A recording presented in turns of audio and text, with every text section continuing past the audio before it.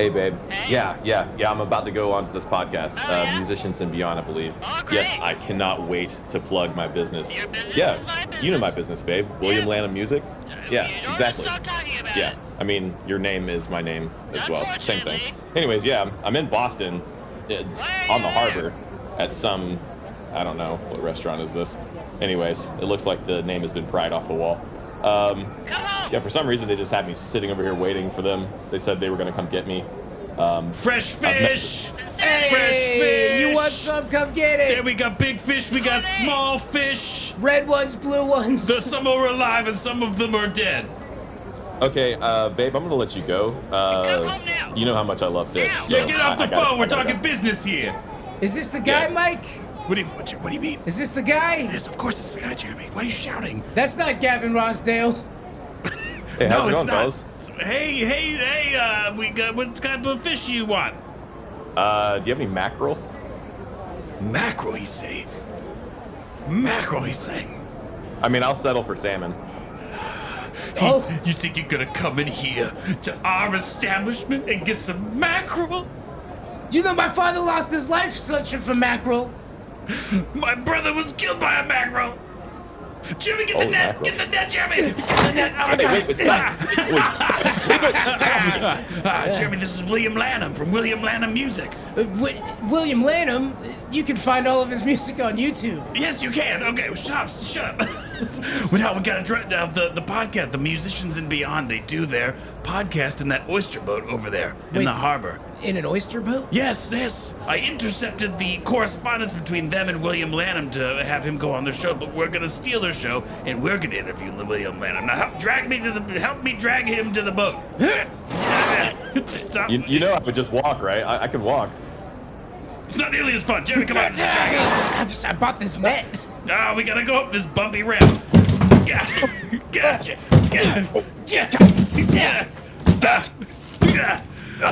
My spleen. I can't believe they do their podcast on an oyster boat.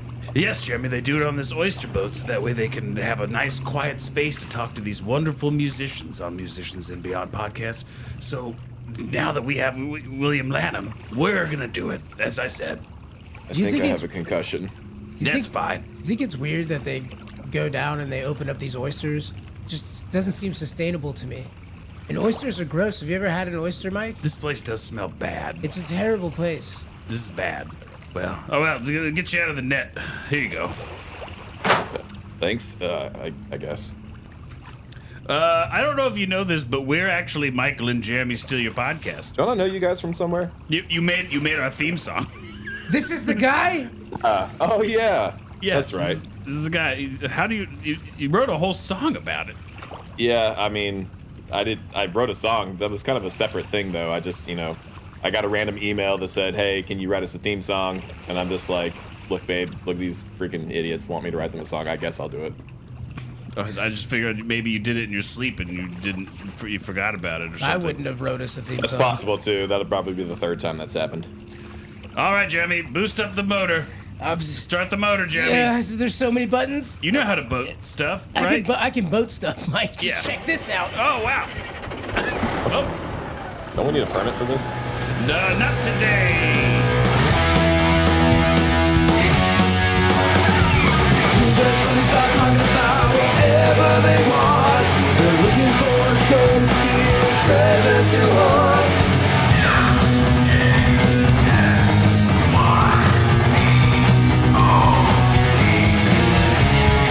Michael and Jeremy steal your podcast. Michael and Jeremy steal your podcast. They like to get crazy, talk a lot of trash. Michael and Jeremy steal your podcast.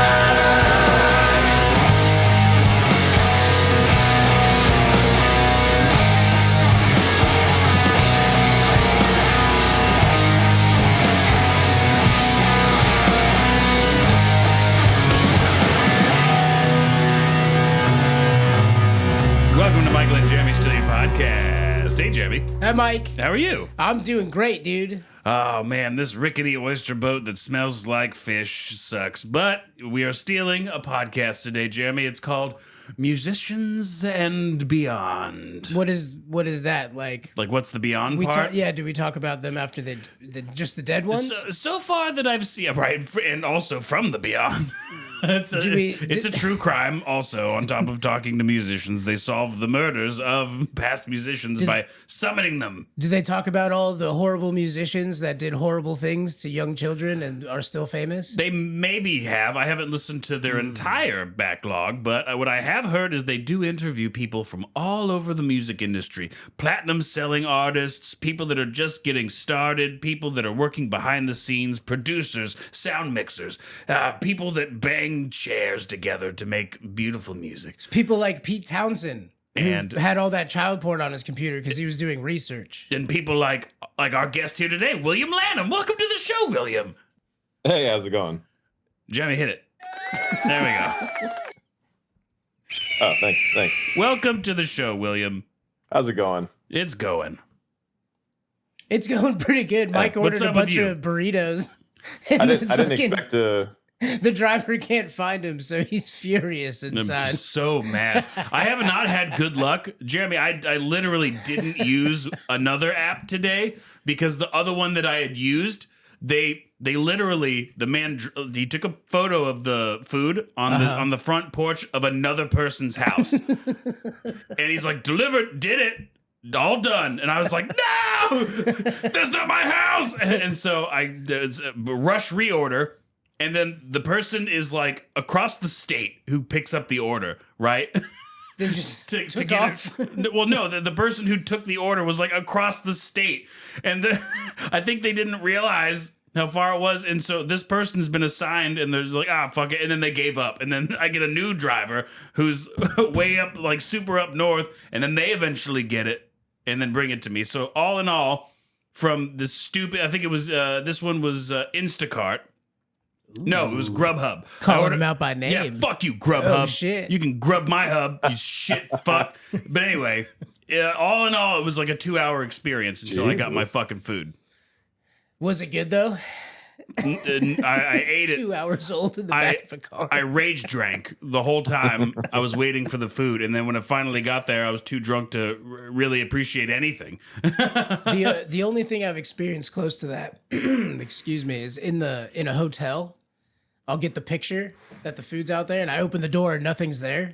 And I have a little like, oh, man, this fucker took my food. I look at the picture. It's at a different room on a different floor. I could see the number on the door, so I just run down the stairs. It's like, I hope I get there before they grab it. And I have. I've been successful. I went down. Someone took my Can you imagine the excitement? Can you imagine the excitement of the person that got Michael's food mistakenly? Like if I just randomly had Taco Bell show up at my doorstep unannounced, I'd eat it without question. It could be poison. I'd still eat it just because. It's just I hate the concept because God, did you get me tacos? Is this a Crunchwrap Supreme? Oh, it's my favorite with fire sauce. I did order 2 of them. Yeah.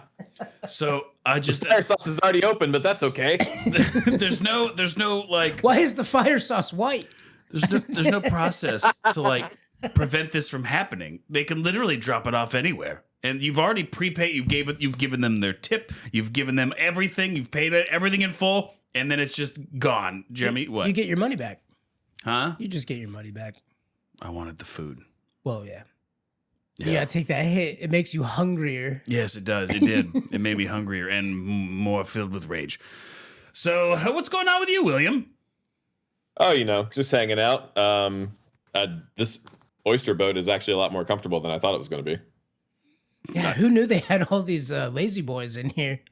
Yeah, seriously. Covered in mold. It's nice to be able to finally hang out with you guys and see you, face to face and all that. Oh, I know. Yeah, it is. Yeah. It is nice. I can touch Jeremy's chest hair right now. Jeremy is famously shirtless for all of our recordings. Every episode. Oh, I didn't realize he was shirtless. I thought there was a shirt and his hair was just so strong it was piercing through the material. It does do that, actually. Let's cut down to the brass tacks. You're a musician, right? You play music. My notes say that you are a musician. Okay. Well, I will verify those notes. I am a musician. Yes. So how did you get into music? Uh, Where did you hear about music? Well, yeah, I was gonna say it started when I heard it for the first time, and I was like, "Yo, that's pretty good." Yeah, I don't know. My dad was a musician technically, and when I was young, he tried to get me to play guitar, and I was too young and wrapped up in Pokemon Girls. on my Game Boy, and I was just like, "I don't want to do this, Dad." And so, yeah, I didn't do it for a little while, and then my mother kind of like forced me to take piano lessons when I was like 11. And I hated it for like a month, and then I fell in love with it, and then eventually self-taught myself guitar later on down the road. I think everyone's wondering, what was your favorite Pokemon on Game Boy?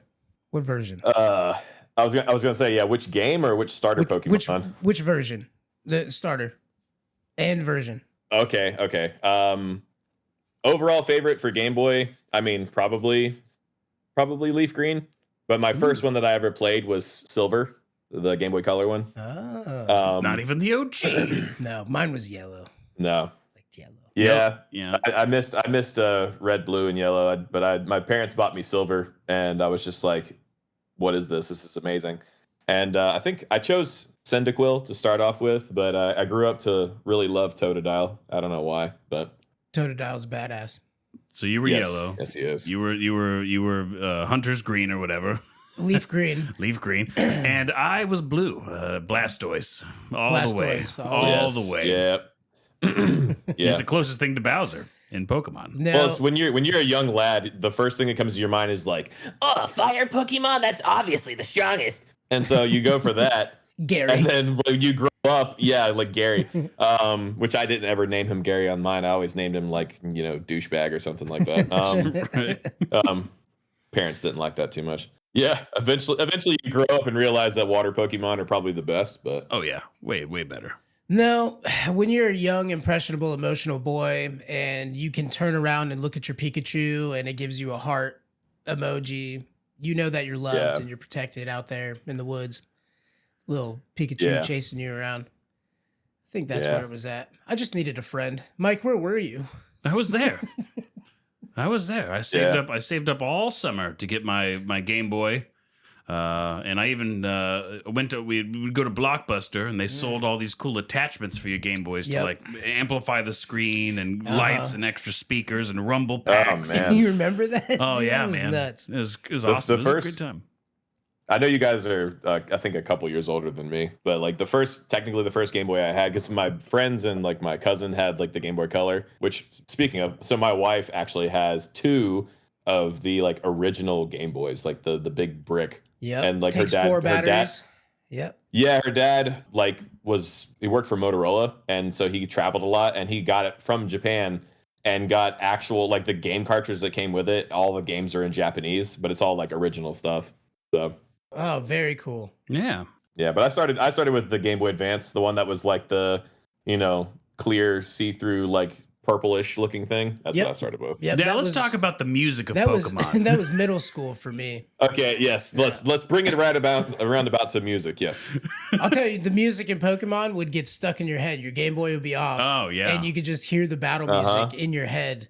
You go and check the volume's all the way down. It's turned off. You take the game out. It's you can literally still off, hear it. yeah. Yep, just nonstop trying to go to sleep. Yeah, Da, da, da, da, da, da, da. that's right. And that's how William got into music. That's partially where it started. Yep. That's right. Was All those MIDI tunes. Yes, amazing games and cartoons is what really drew me in. Yeah, honestly, that's where a lot of my influences for music came from, like that. And then I don't know if either one of you watched Dragon Ball Z when you were growing up. Yeah, but, of course. What's yes, that? especially the American version had the just most amazing music. Just the first time I heard the opening intro with all those guitars just like going crazy, I just like I know I probably wasn't old enough to ejaculate at that time, but if I was, I would have. So you start playing guitar. You start building this rapport with music. You start building this relationship. You had mentioned eventually taking piano lessons, having a piano teacher. How did your music adventure, how did that progress early on? So it actually started with piano. Guitar was like shown to me, and I was made to hold a guitar. And then at that time I was like 8, and I was like, nah, fam. So I didn't start it for a while, not until I was 11. But I took to piano really fast. My teacher was awesome. She ended up being like 5 minutes down the road, and my mom is a school teacher, and she actually lived right next door to the school. So I would just walk over, once a week and have my piano lessons for like 30 or 40 minutes at the end of the day after school. And honestly, like a few years in was really when things started getting more serious for me, because that's when I started like writing. I was probably like 14. I started like I was so bored with playing the stuff that I was given to learn. Like I enjoyed it, but it just became to the point where I was like, I want to do my own thing, Oh yeah. So I started losing interest in playing other people's music and just wanted to play my own at that time. So that's kind of where it started. I started writing stuff, and my piano teacher was awesome. She was like a second grandma to me, sweet old lady. But she was like a super encouraging person for me, which was great, because while my dad technically tried to get me introduced to music, my dad was also like a very bitter kind of, I don't curse a whole lot, but my dad was a jackass, and he kind of tried to crap all over me wanting to do music, like for most of my life, like throughout my teenage years and stuff. Like a lot of really frustrating times with that. But just being like, oh, you're not good enough, you're not going to make it, just give up, all this other crap like that. So yeah, so I was just like, you know what? And like my mother and my piano teacher were like the main two people that were like my supporters. And then, I had like my little brother and stuff too. So, but it's really hard because, you typically, most kids, like your dad says something about you and you listen to that, like it's hard not to like look up to your dad or listen to what he says until you get old enough to realize, hey, that guy's an asshole. And, I'm just going to do my own thing. So, but yeah, for the last couple years, things have been a lot better. I've gotten to a point where I was like, you know what? I think I'm just ready to pursue music. I waited long enough. I'm freaking 30, but I started probably like 2 years ago when I was 28, and really dedicating yourself. Well, it helped because I had an accident while I was at work that put me out of work for like a year. You shit yourself? Yeah. Yeah, I wish that's what had happened, but no, I fell through a ceiling, like a 12-foot ceiling in a garage, and landed on my left foot, and I'm like 265, so I'd like shattered my heel and just messed my foot up all sorts of places. It was really bad. Oh shit. But, yeah, so I was out of commission for a while, but like after I got over the fact that I wasn't going to walk for a bit, because that was a tough hit to your pride. Because you go from being like, oh, I can do anything, and then now you like, I can't even hardly like wipe my own blood or take a shower by myself. That was really weird. But then once I got over it, and I was like, hey, this is a good thing. So I can focus on my family, my children, and my music and all that kind of stuff. Professor Xavier's probably good at piano. I'm sure he probably is. He probably just plays it with his mind. Yeah. Stupid. Or instead of piano, he plays one of those like lap steel guitars, so it sounds like he's in Hawaii all the time. He plays blues guitar. Yeah. He just plays steel drums. He just wheels up Professor Xavier with a big smile on his face. But the only song he knows is the Little Mermaid theme, so that's all he plays. So what were you doing on above a ceiling? On a roof, I assume?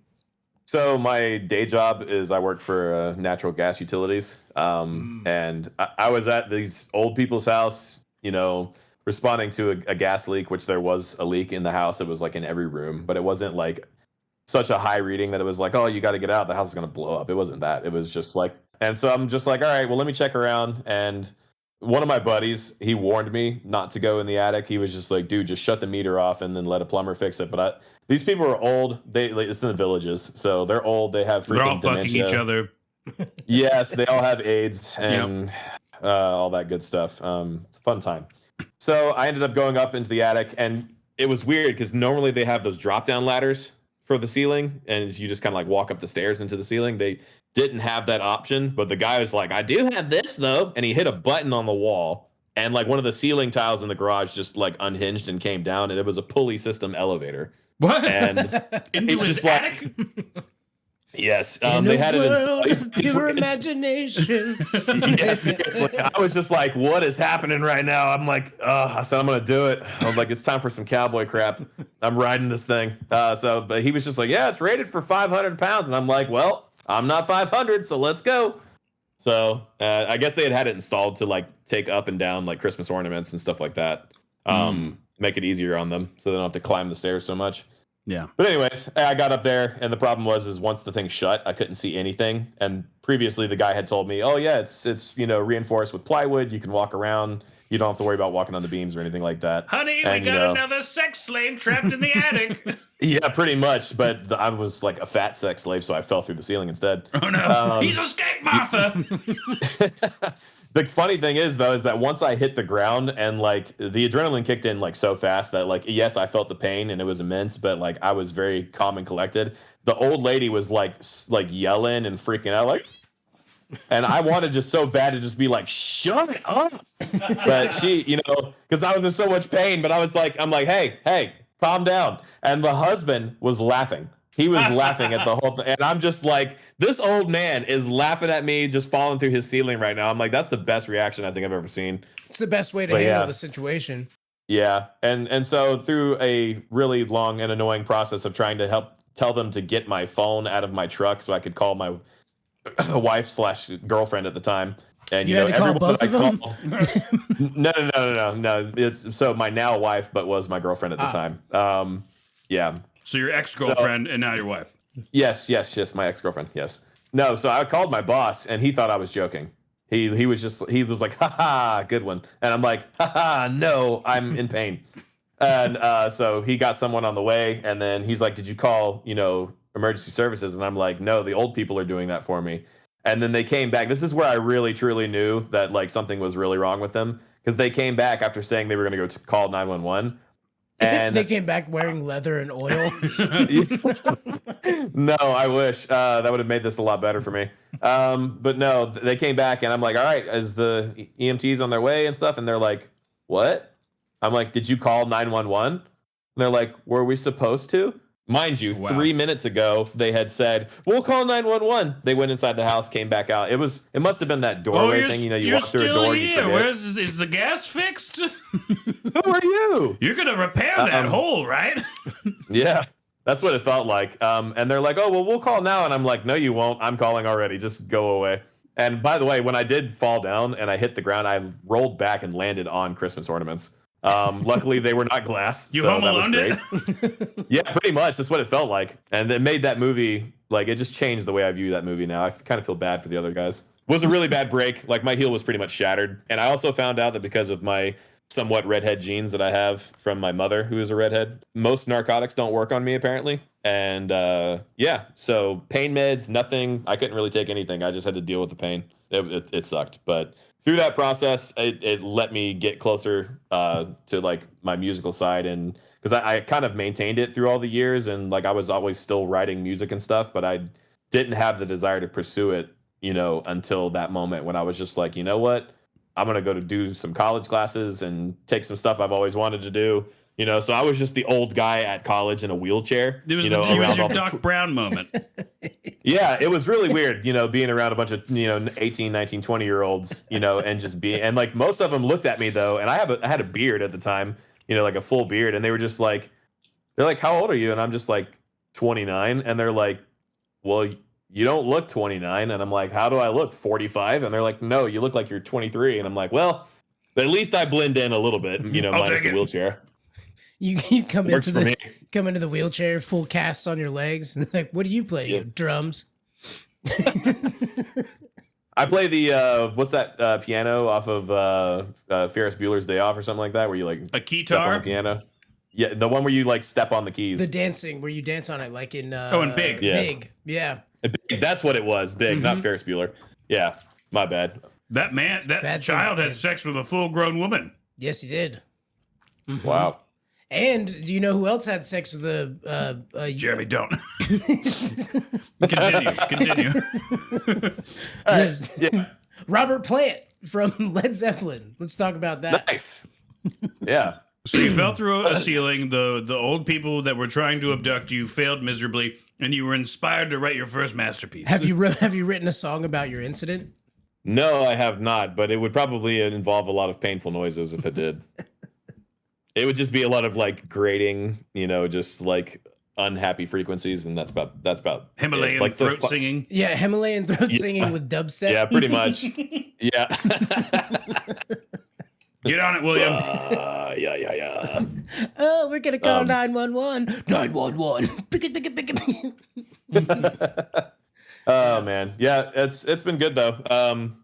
So I've actually written a lot since even before then. So one of the big things that pushed me to do the music, the biggest catalyst was, and the final drop was literally me dropping through a ceiling. But the thing that like really pushed me to do it even more was the fact that like at the start of COVID, years back, I found out that my piano teacher had an aneurysm and it hadn't blown; it was just there. And she didn't want it operated. She told the doctor she was going to live however she wanted and do what she wanted. She was hardcore. I loved her.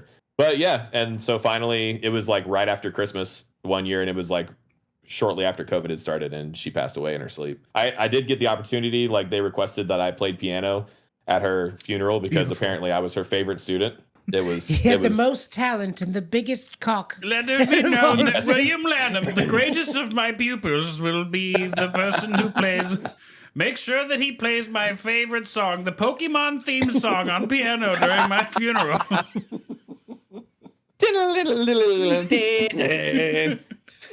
He had the loosest fingers and the tightest butthole.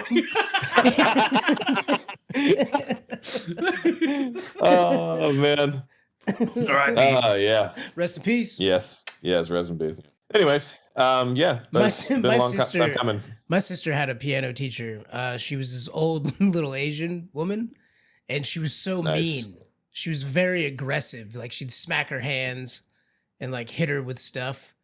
And one time I was there for one of her lessons. I did not have the patience or the drive to sit down and learn an instrument.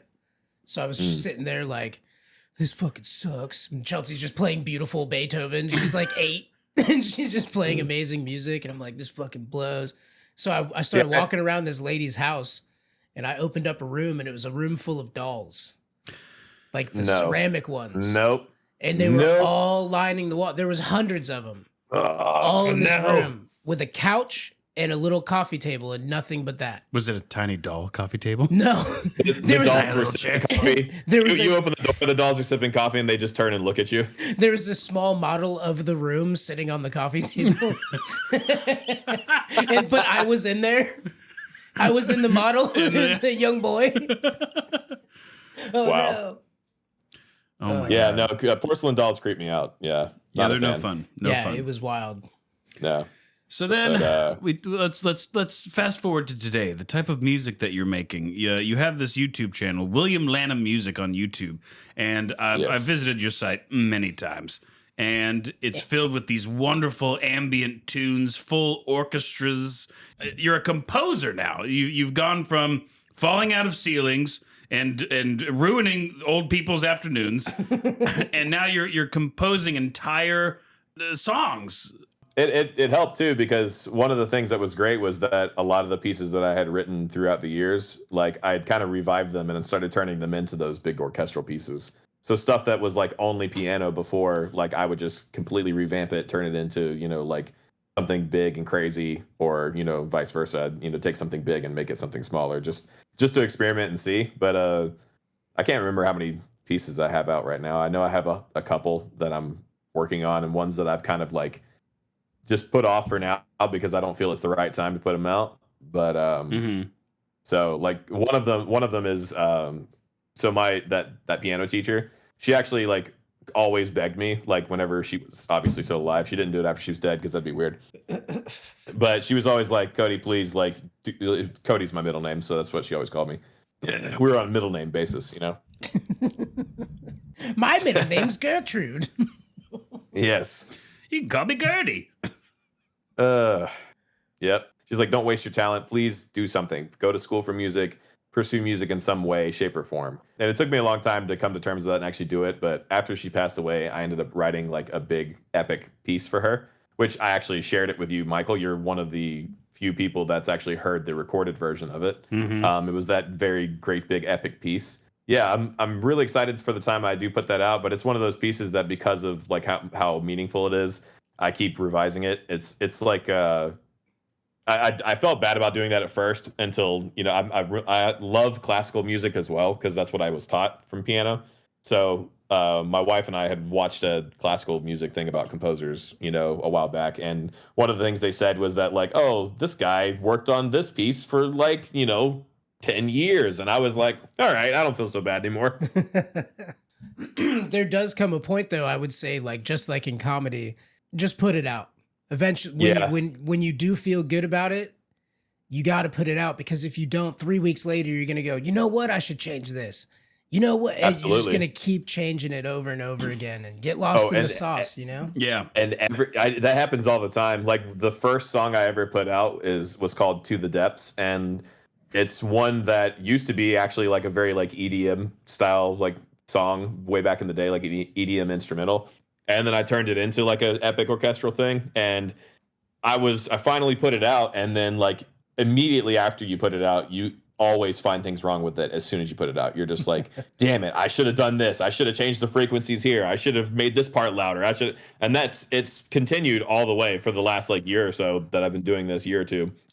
And it's just been keep going and going. And that piece actually, like before I put it out, like I waited probably like 4 months, 5 months maybe before I finally, you know, broke the ice and put the first piece of music out. So it's hard to do. It's really, because you're like, you can't help but overly be critical on yourself and be like, oh, you know, this is not good enough. It sucks. It's whatever, you know. And then even when you have other people just telling you like, dude, it sounds freaking great. This is fantastic. You know, in your mind, all you hear is just like, no, it sucks.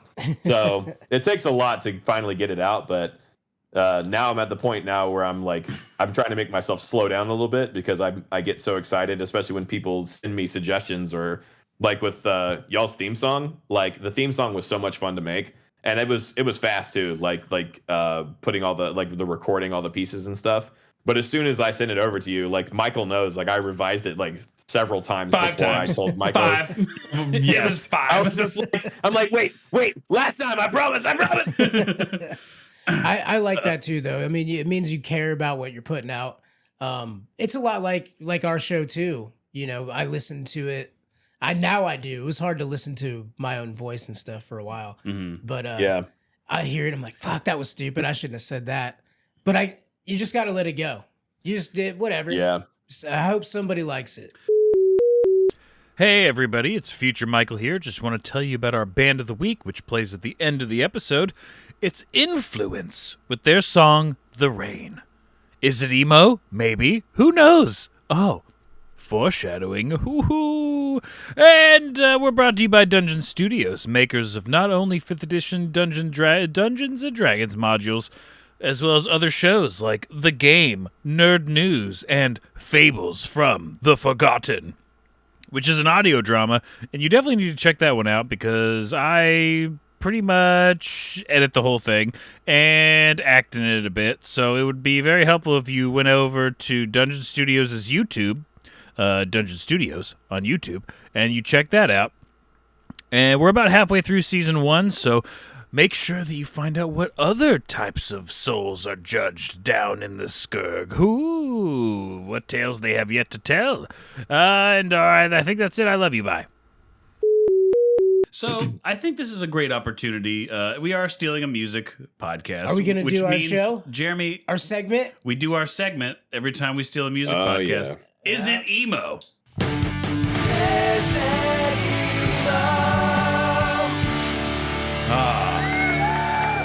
Beautiful. I wonder who wrote that. Clue. I wonder who put that together with a day's notice. Would that be our very own William Lanham? Absolutely, another William Lanham contribution to the show. Thank you. So in the past, Jeremy and I have had conversations regarding songs, and Jeremy's made comments about how Jeremy tends to say it's not the vibe of the song, it's the content, it is the message, and that's what makes something emo. So we have songs, we read the lyrics as deadpan as possible, and we try to decipher whether or not that this is an emo song. So I'm not going to say who it is. I'm not going to say what the name of the song is. Based on the lyrics, a lot of people can just figure out what the song that we're going over is. But we can't let that affect the final decision, whether or not it's emo. Okay. All right. I actually did put out a post on Facebook today asking people to see if they had any songs that they wanted to know whether or not it was emo. So thank you for those who submitted some responses on Facebook. And if you too want to make yourself available for posts like that, where we can get your input on the show, follow us on Facebook. Michael and Jeremy Steal Your Podcast on Facebook. Okay. All right, so I would like to start with our first submission by Dylan Remy on Facebook. So we're going to be doing his, and I'm going to read to you these wonderful lyrics, and we're going to decide if it's emo. Okay. I walked along the avenue. I never thought I'd meet a girl like you. Meet a girl like you. With auburn hair and tawny eyes. The kind of eyes that hypnotize me through. And I ran so far away. I just ran. I ran all night and day.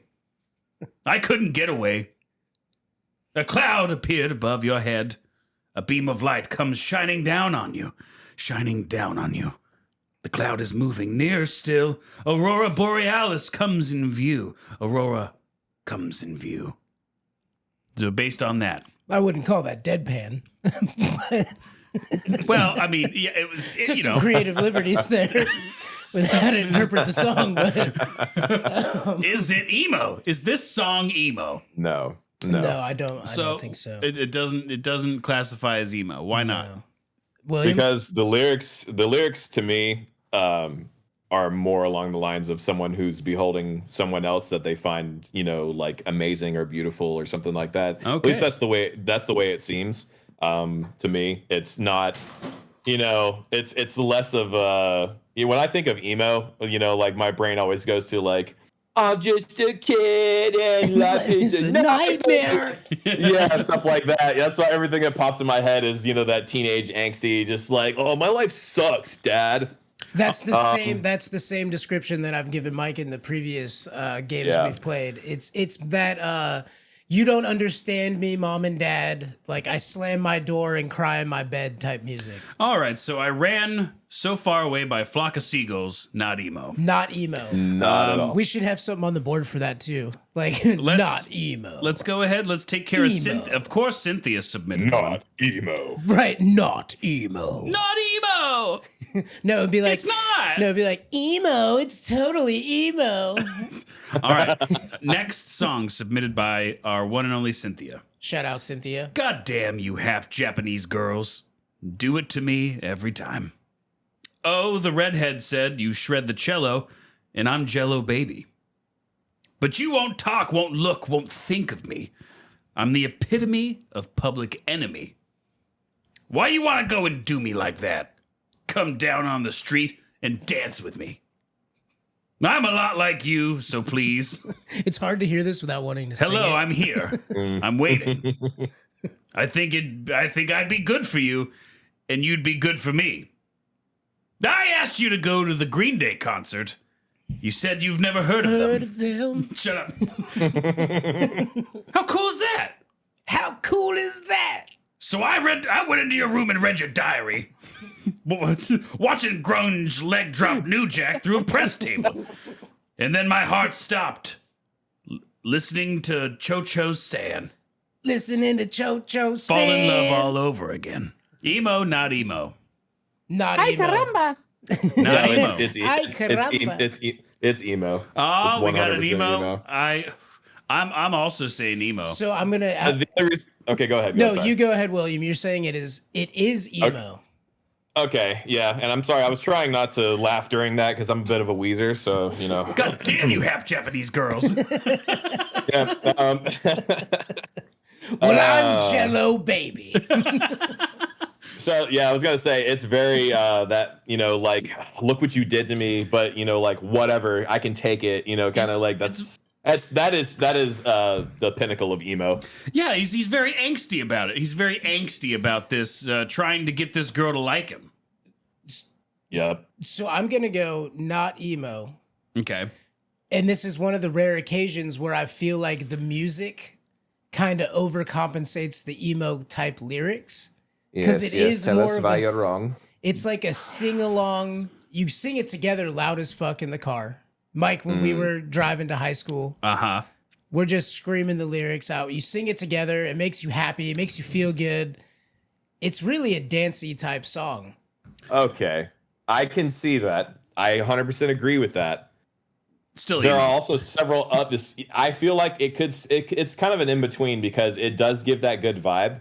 But there are also other like emo anthems that my wife and I happened to listen to the other day in lieu of me making what I made, because we were just like, I need to get in the zone. So we listened to like a comp playlist of it, and teenagers, small things. Yes, yes. I love Blink 182, and their songs are so fun to sing, but they can be kind of sad if you look at the lyrics a little bit. But like Teenagers by My Chemical Romance, like everybody likes, that's like a gang singing, like, yeah, teenagers, yeah. Like everybody gets excited when that song comes on, or at least everyone that I know. So all the Republicans and Democrats, they love it, they sing it. Sticking with emo. I'm sticking with emo. All right. Yep. So El what do we- Scorcho by so- Weezer is So are emo. you breaking the? I said it was tie? emo a long time ago. So are you the official tiebreaker? If you guys disagree, then you're the official tiebreaker. and if me and I like and William are, then you're the tiebreaker. Makes sense. All right. So Michael this just is- wanted to be in between the two of us. This one, this is submitted by Stevie Vanderheiden. Wait, we stole his podcast. Vanderheiden. We stole his podcast. Yeah. So this is submitted by him. Let's take the boat out on the bay. Forget your job for just one day. I wish it didn't have to be so bad. It might be inappropriate because either way, our band gets dropped. Oh yeah, I wish it didn't have to be so bad. But I'd play with fire to break the ice, and I'd play with a nuclear device. Is it something I'll regret? Or do I want what I can't get? I wish it didn't have to be so bad. The 3 dates theory getting old. Everyone is getting left out in the cold. I wish it didn't have to be so bad. So I'll see you with another guy who pretends not to hear you when you cry. Oh yeah, I wish it didn't have to be so bad. Emo, not emo. 100% emo. Yeah, 100% emo. Is that Blink? Yes. I think I blinked 182 times during that. Yeah, I'm gonna have to go with emo. All right, yes, Blink-182 Wendy Clear is an emo song. All right, so here's one of my curveballs. So we've gotten through our fan submissions, and now I'm going to get into some spicier waters with the next couple. The bluegrass. Here we go. It's Elvis. Lying in my sweat, drying my tears, waiting for you I am, making me feel like I don't care. I don't care, yeah. This situation in my head. Will this situation ever end? How can I feel if I can't breathe? What we once had will never be again. This situation in my head, will this situation ever end? And I cannot take it anymore. I really like what you can give me, but I don't know where I'm standing right now. Not yet. And I really think that you can hear me while you're not turning this around. I'll never know. I'll never know. I said I'll never know. Yeah. Never.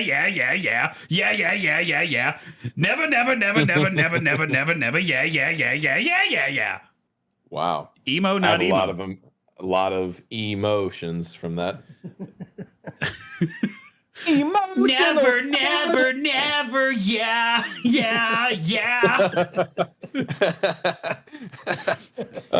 Yeah, that's 100% emo. I know the genres of the band is not emo, but the lyrics are 100%. The situation in my head. Will this situation ever end? End. Jeremy, what do you think? It's emo. Okay. Making me feel like I don't care. You guys know the song? Yeah, it's Godsmack. Yep, Situation by Godsmack. Godsmack is emo. Godsmack has a lot of emo songs, dude. We saw them. I was gonna say I am surprised by how many bands could be classified as emo based off of like those videos I watched the other day. Because my brain's first initial reaction is Breaking Benjamin's not emo. Oh and my then you look God. at the lyrics, and you look at the lyrics, and you're just like, oh my God, they're emo. Yeah. They're so emo, dude. I Jesus remember Christ. Mike introduced me to Breaking Benjamin.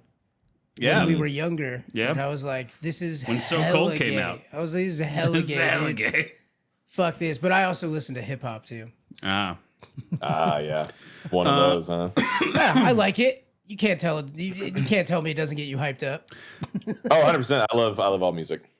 Wait. What kind of hip hop I gotta know? Like, you talking like Lil Jon, like bangles, like that kind of?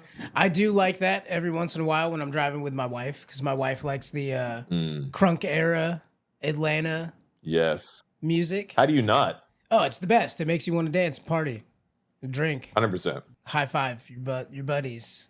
Right, Mike? Sure. You guys ready? I send Mike the worst rap songs. He hates hip hop, so I'll just find the stupidest I've shit heard. Fucking mumble rap. and send it to him and be like, dude, check out this new banger. Mumble rap is an abomination, and even other rappers say that it sucks. Like, have you heard Snoop Dogg talking about mumble rap and how they all sound the same? Yeah. So even if Snoop Dogg ain't signed off on it, then neither am I. Well, he did murder a guy. Nah, it's all right. I can look past it. Outside, another I still- yellow moon I still listen to Michael Jackson. has That's great. punched a hole in the nighttime. Yes. Yes. I climb through the window and down to the street. I'm shining like a new dime. The downtown trains are full with all those Brooklyn girls. They try so hard to break out of their little worlds. Well, you wave your hand and they scatter like crows. They have nothing that will ever capture your heart. They're just thorns without a rose. Be careful of them in the dark. Oh, if I was the one you chose to be, your only one, oh yeah. Can't you hear me now? Can't you hear me now? Will I see you tonight? On a downtown train? Every night, it's just the same. You leave me lonely. Now I know your window, and I know it's late. I know. Now I know your window, and I know it's late. I know your stairs and your doorway. I walk down your street and past your gate. I stand by the light at the four-way. Emo, not emo. That's a tough one. Yeah, I'd say that leans more not emo. I know Yeah, the lyrics. it feels more like a love song. I Yeah. watch you And through your window when you're sleeping. It's a love song. It's a creepy love song with emo tendencies. Okay, so that's no. I'll say no as well. So that was Tom Waits with Downtown Train. Okay. Let's see. All right, so this is my last one. You guys ready? Oh yeah. The words are coming. I feel terrible. Is it typical for us to end like this? Am I just another scene from a movie that you've seen 100 times? Because, baby, you weren't the first or the last or the worst. And I've got to fill the blanks in the past with a verse. And we could sit around and cry, but frankly, you're not worth it anymore. So say hello to all the boys at the top of this table that you're under, lipstick lullabies. Giving blowjobs? This is sorry for the last time. And baby, I understand you're making new friends. This is how you get by. The moral this time is girls make boys cry. And You need more? Nope. Nope. I say emo. I definitely say emo. You know, it's funny. Like, this is one of the songs that I haven't heard so far. I know the band, but like, just the lyrics give me the same vibe as like what's the All American Rejects song? The when you see my face, hope it gives you hell. Like, it definitely hell. has that same energy to it. So are you like typing the lyrics in as I'm saying them? Me? Yeah. He's a Duh. he's a musician, Mike. So he's cheating. You're cheating, you bitch. No. No, I am actually listening to you. The first song I did type in, I will not lie to you. But yeah, the rest, no, I've been listening to you because I figured I shouldn't cheat. It's dishonest. I'm an honest guy. All right, so what's the band, William? Mayday something or other. Mayday Parade. Yep. Yes. Very emo Just band. their name is emo. Yes. Yes. Last minute submission. Oh, last minute submission. Oh. Here we go. Who is this submitted by? A listener? Mm-hmm. Awesome. Oh. Out on the streets, I'm stalking the night. I can hear my heavy breathing. paid for the kill, but it doesn't seem right. Something there I can believe in. Voices are calling from inside my head. I can hear them. I can hear them. Vanishing memories of things that were said. They can't try to hurt me now. But a shot in the dark, one step away from you. Just a shot in the dark, always creeping up on you, all right? Taught by the powers that preach over me, I can hear their empty reason. I wouldn't listen. I learned how to fight. I opened up my mind to treason. But just like the wounded, and when it's too late, they'll remember, they'll surrender. Never a care for the people who hate, underestimate me now. But a shot in the dark, one step away from you, just a shot in the dark, nothing that you can do, just a shot in the dark, always creeping up on you, all right? But just like the wounded, and when it's too late, they'll remember the surrender.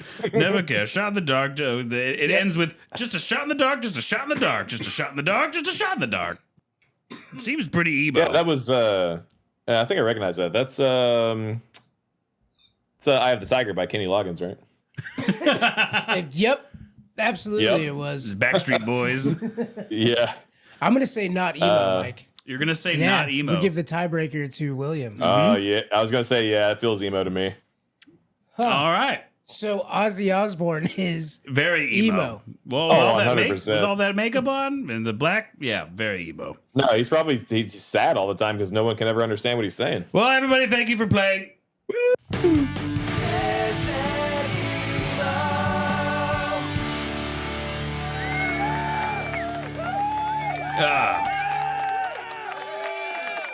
So, William, where can So, people Michael. find you? Wait, no, Oh, we you got to do know. our question now. Oh no. So, William, I'm sure you're aware that we ask a question to all of the guests that we have on our show. Yes, we actually. Israel Palestine. I've been waiting on this one. So, who is better for your own reasons, Arnold Schwarzenegger? or Sylvester Stallone. All right. I've been dreading this question for a while now. So, everything inside of me, based off of our new and blossoming friendship, Michael, wants to say Arnold Schwarzenegger. And I find him very entertaining. And I'm going to go with Stallone, though. And I know you're going to hate me for a while, but I'll make it better. I'll make it better whenever we finally see each other. I'm glad you're honest. Go Wow. ahead. Go ahead, Jeremy. Wow. Sylvester Stallone. Who are they to protest me, huh? Who are they? Unless they've been me and been there and know what the hell they're yelling about. Would you like to hear the reasoning? I would love to. Thanks. That's the next part. Okay, so it is a little obscure, but the reason I went with Stallone is because out of everything that I grew up watching and all the random movies that I grew up with, Stallone happened to be in a lot more of them than Schwarzenegger, in the sense of very off the wall obscure stuff. Like Stallone was like the game maker guy off of Spy Kids 3D, and then he also was the voice of the Jack 360 Ant from the movie Ants, and yeah, random stuff like that. But when I realized that Stallone had done all those voices, and I'm just like, oh man, I can't choose Schwarzenegger now. That was part of my freaking childhood. I love So, that, I'm dude. just I didn't even think of Ants. He was in Ants. He was the Jack that. Yep. That's dope. Well, So many random characters, and then Expendables, 11 or whatever it is.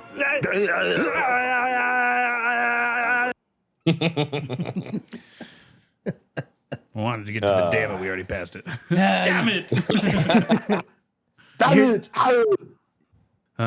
Well, where can people find you, William? You can find me at my website at williamlanhammusic.com. Sorry. And you can find me on YouTube under William Lanham Music. You can also find my voice at Dungeon Studios as one of the voice actors. I do many mediocre subpar voices on there. And yeah, and I think if anyone says my name on your podcast one more time, I'll probably Oh God, put my head through a wall. I think there was a few episodes where you guys said my name so many times, I was sick of hearing it. I was just like, oh, every episode, this William Lanham guy, Jesus. Actually, you know what's really funny? Mm. I don't know what it is about, but you have these weird friends who just call over and over again and leave these weird voicemails. I don't know I don't know why. I know a lot of strange people. So these are our voicemails sent to our number. What is that number, Mike? It's 903-287-0660. So yeah, you can call that phone number and leave a voicemail, much like this person did. Michael and Jeremy, your podcast, or whatever you amount it to be, contains some of the most revolting content I think I've ever consumed in my entire life. Fair.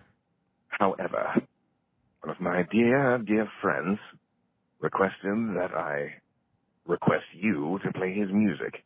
He's a bit shy and does not wish to ask you himself, but William Lanham music would be benefited greatly by playing on your ridiculous excuse for a podcast.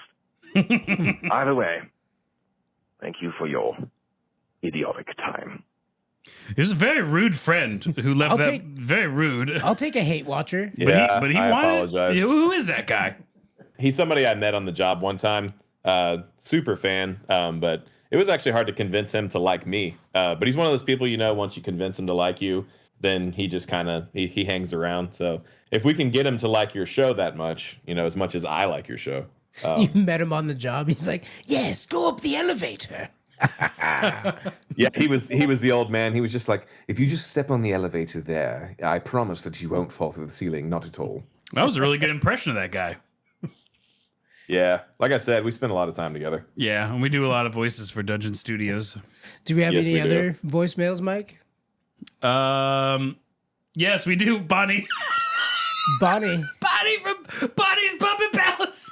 No. Oh no. She left us a She voicemail. did. I haven't played it here. I don't know. I have no idea what it says. Here it is. Do it. Hi, Michael. I'm sorry I missed you. This is Bonnie Charon. I wanted to thank you again for having me in the podcast. I really enjoyed doing that. There was something that I forgot to tell both of you and Jeremy about, and if you get a chance, I forgot to mention it for the podcast. If you get a chance, I'd like to talk to you about this. If you get a chance, if you could please give me a call back, 407-62. Thank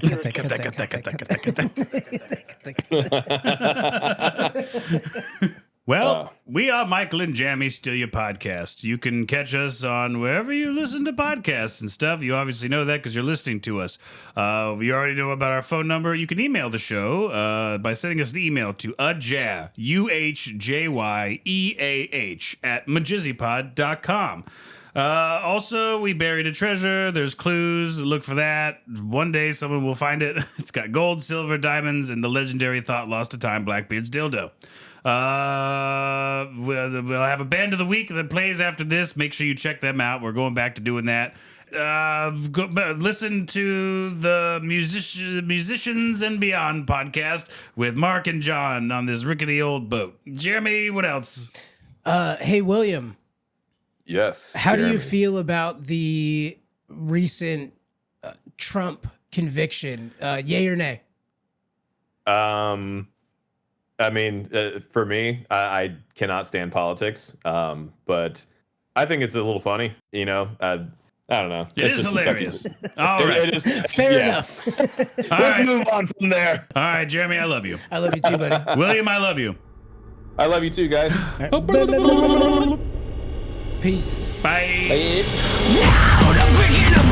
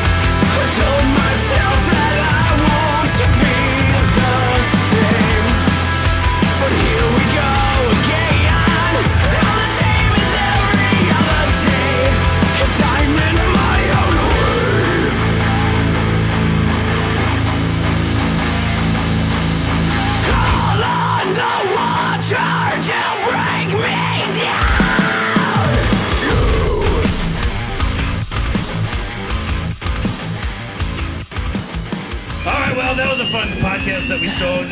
The boat's fucking sinking now. What's ready, Ned? Why, William? William, the boat is sinking. You got to shape up. We gotta get out of here. We have to escape somehow. Mike, My socks are wet. yeah, Mike, I don't think We I don't floated think in open water. I don't think we're gonna get out of this thing, Mike. We gotta just sink with the boat, dude. Wait, let me get my guitar. I mean, you can hold on to me. I'm actually quite buoyant. Oh.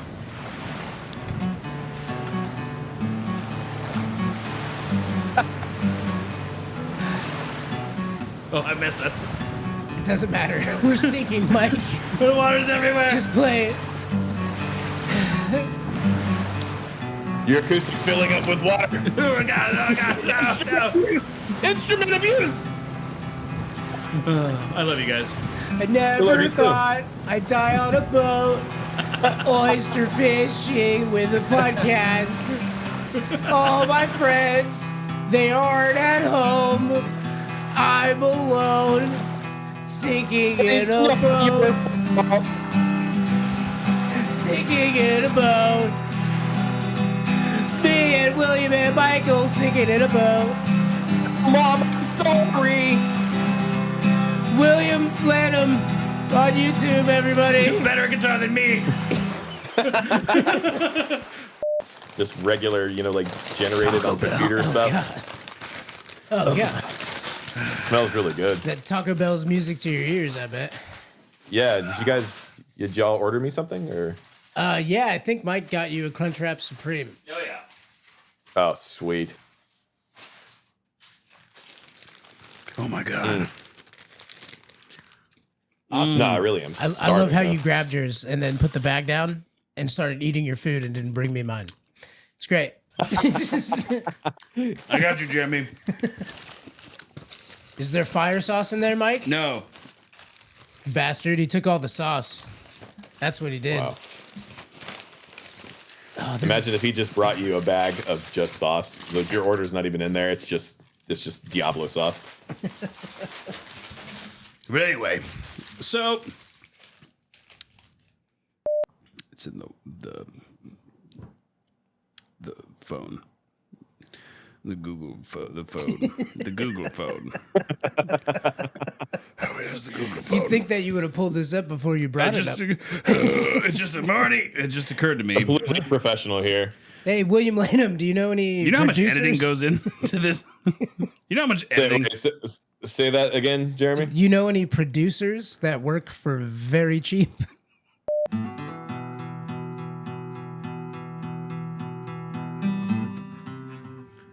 I'm bad at guitar. Okay.